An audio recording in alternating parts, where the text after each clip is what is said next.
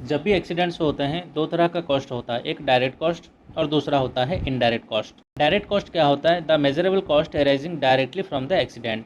Accident से जो directly cost होता है, डायरेक्ट जो खर्चा होता है एक्सीडेंट होने के बाद, जो मेजरेबल है, जिसको हम मेज़र कर सकते हैं, उसको हम कहेंगे डायरेक्ट कॉस्ट। और इनडायरेक्ट कॉस्ट क्या है?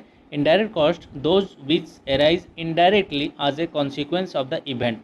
Indirect costs are often difficult to quantify precisely and may be hard to identify. Accident होने के बाद जो उसका कॉन्सिक्वेंस होता है एक्सीडेंट में, उसके लिए जो भी खर्चा आता है वो उसको हम इनडायरेक्ट कॉस्ट कहेंगे। और उसको क्वांटिफाई करना, उसको कैलकुलेट करना बहुत ही मुश्किल होता है। कुछ एग्जांपल्स के लिए हम देख सकते हैं, जैसे direct cost, first aid treatment. जैसे एक्सीडेंट के बाद हम फर्स्ट एड दिए, उसके लिए जो खर्चा आया वो एक डायरेक्ट कॉस्ट में आएगा।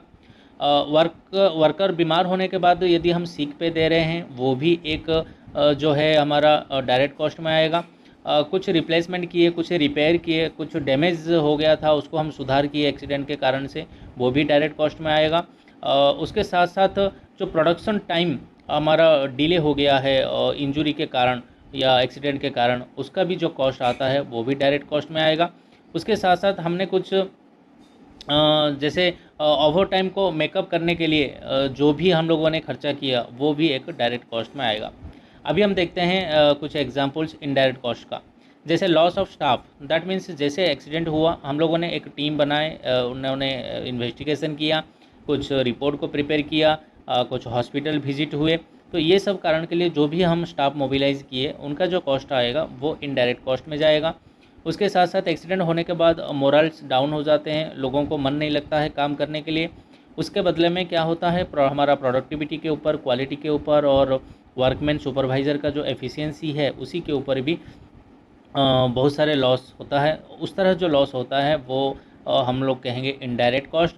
उसके साथ साथ कॉस्ट ऑफ रेमेडियल एक्शन, जितने भी हम रेमेडियल एक्शन लिए, जैसे इन्वेस्टिगेशन किए, उसका जो हम उसके कारण से हमको पता चला कि प्रोसेस में चेंज करना है या हम लोगों ने कुछ मटेरियल को चेंज करना है, तो इसके जो इन्वेस्टिगेशन से जो रूट कॉज आया और उसी को रेमेडियल पर्पस में, प्रिवेंटिव मेजर्स में जो हम कॉस्ट उसमें खर्चा किए, वो भी इनडायरेक्ट कॉस्ट में आएगा। उसके साथ साथ एनफोर्समेंट का जो बॉडी है, उनका कोई नोटिस आया और उनको कंप्लाइंस करने में जो भी हमारा खर्चा होता है वो भी एक इनडायरेक्ट कॉस्ट में आएगा। चाहे वो डायरेक्ट कॉस्ट हो, चाहे वो इनडायरेक्ट कॉस्ट हो, जब भी एक ऑर्गेनाइजेशन होता है तो ऑर्गेनाइजेशन में एक्सीडेंट्स होते हैं तो वो इम्पैक्ट डालता है। तो इसीलिए हम लोगों को एक्सीडेंट से दूर रहना चाहिए।